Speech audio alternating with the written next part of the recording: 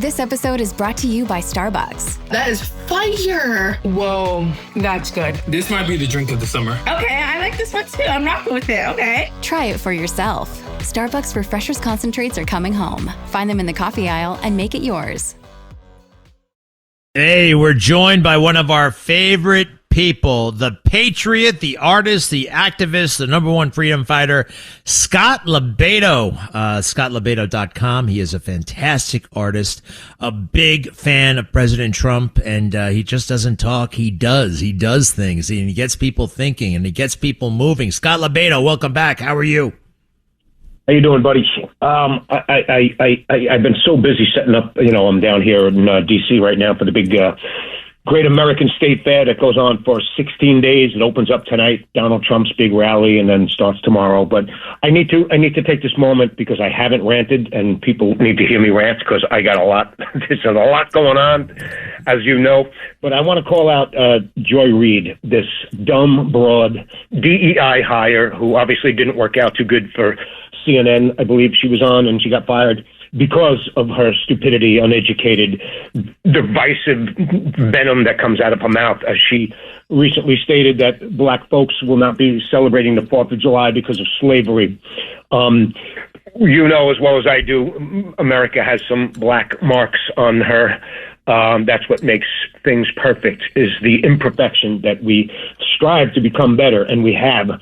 The past is the key word, the past.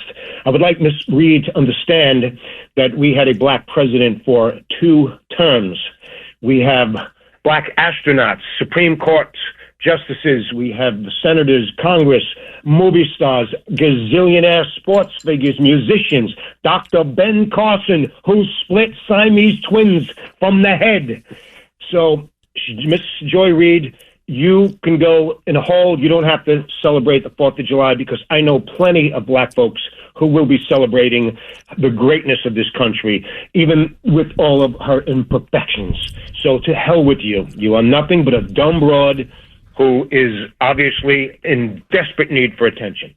Anyway, I got that out. Well, we're glad you did. Don't worry about her anymore. She's on YouTube or something like that. And knock yourself out, Joy. But she does have a following. What else? What else you got cooking there, Scott? Well, it's just really exciting. If you've been following me for a while, I've been, I was MAGA 35 years ago before anybody was even thinking about it.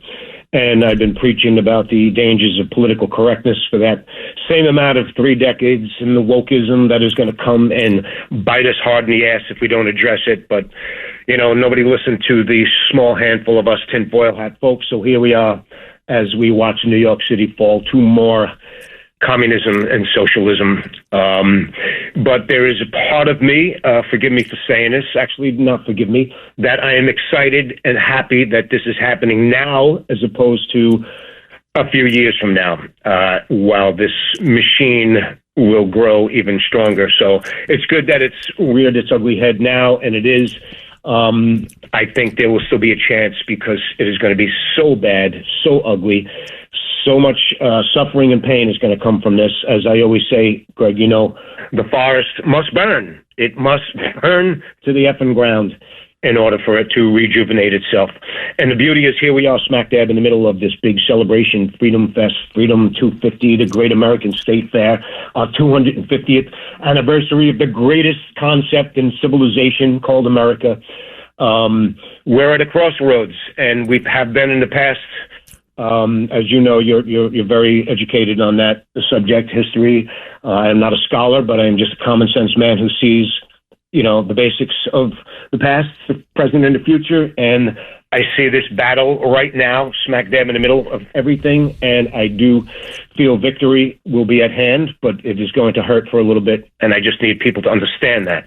It is the spoiledness that we have, as we suck up all the milk and honey here in this great country. I mean, we all watch all these foreigners come to this country, millions of them, to see this, the soccer games, and we're watching these videos of them, like, amazed that they can get a cup of ice from a machine. There's 31 different flavors of ice cream, and here we have people screaming because they didn't get 11.5 chocolate chips, and the cookie that says on the package so they burn flags and throw rocks at cops. Because it's crazy. It's crazy. So it's totally crazy. It needs to happen.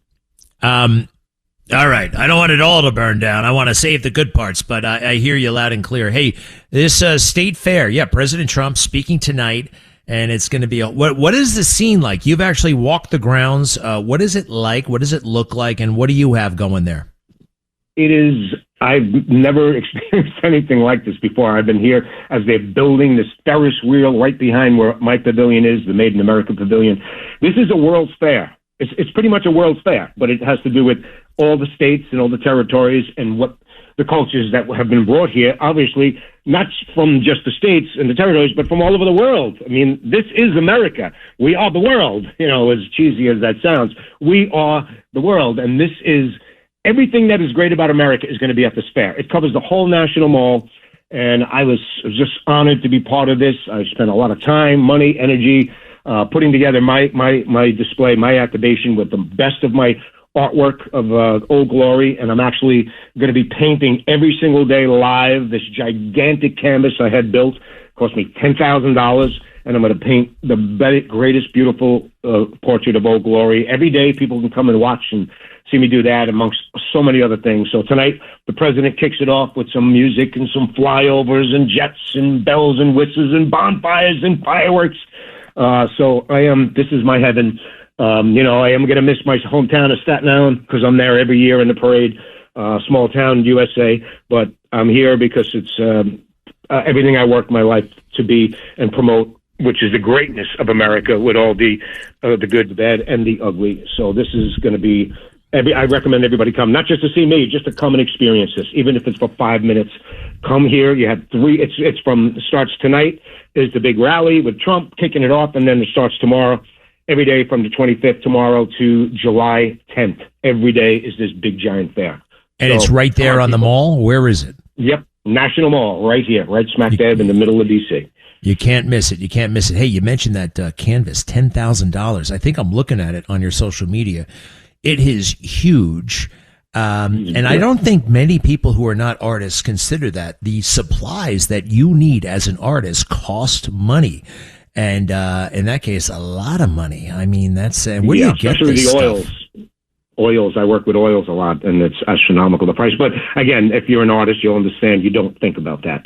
I mean, in the beginning, when I didn't have anything, I'd use like a cabinet door that I'd find in the garbage, and whatever paints was in Dad's garage to create. It doesn't matter what, you just want to make the best art you can, not for people, but for yourself. And that's the truth about art. You paint for you. In the beginning, you paint to make money and sell things. Yeah, you want a palm tree in the backyard? Okay, I'll do it. I hate palm trees. But when you progress as an artist, you paint for you. And this is my favorite subject in the world, which is the greatest work of art to me, which is the Star-Spangled Banner. And my job is just to be producer. That's beautiful. One guy who lost last night, thankfully, the grandson of John F. Kennedy, nobody could figure out what he did for a living. And it always screwed him up when he was asked in interviews, what do you do? What have you done? He started calling himself an artist. And listen to this. This is what he thinks art is. Cut 2, if you don't mind. Cut 2. Got a ticket to ride. She's got a ticket to ride. She's got a ticket to ride, but she don't care. It just kind of cavorting around online. You're very good on social media. That's not art. That's just stoner layaboutism. I don't know what the hell that is, but it's not art. Well, it's sad nowadays, people, anything is called art, it is what it is. I mean, it's subjective. You can't say it's not. I think it's comedy, actually, which is a form of art. So we'll give them that. One more thing. You can follow Scott LoBaido on social media at Scott LoBaido, LoBaido, or go to LoBaido.com. And I got my eye on 1976. It's a great painting, and you can get prints of it. I'm going to send you a signed print of it. I'll text me the address to send it when you get off the phone here, and I'm going to send you a nice little framed copy of it, personalized. You're amazing. I already ordered one, so I'll have 2. You gotta support the arts, Scott, but I love being a patron of the arts. Here's something I want to ask you though. If you look at Scott online, I don't know how old you are, but you know, you're no kid, but you look like a 25-year-old. You're in shape. How do you stay in shape? What is your deal? What do you do? 61 and a half years old. The key is active. I eat, I drink what I want. I have martinis every day. I smoked for 40 years. I quit a couple of years ago. I smoke little cigars now. Just active. People need to be active. You know, I move. I constantly build my own scaffolding and put, you know, I just move. I do my little basic exercises, lifting pans of paint. If I cans of paint that weigh 10, 20 pounds, you know, I work out with that. Whatever I have, I just constantly move. That's all I tell people to do. You don't need to sign up at a gym for, you know, $1,000 a week. Just work out with just in your house, a chair, just anything. Move. Just move. That's the key. Act. And don't eat the whole cake. Have the two slices of the cake.